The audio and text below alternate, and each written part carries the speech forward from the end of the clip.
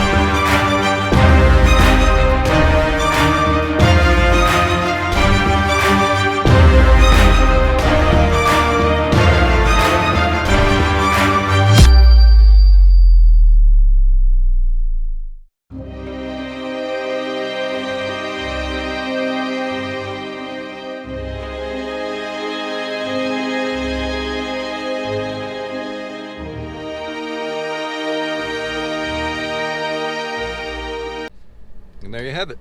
That is the front suspension on my 2019 Ford Ranger, 40 to 50 miles an hour. You may think the road is smooth, but it is not that smooth. Your suspension takes up a lot of it. So without the suspension, it'd be a pretty rough ride. Hope you guys liked it. I love you. I'll see you on the next one.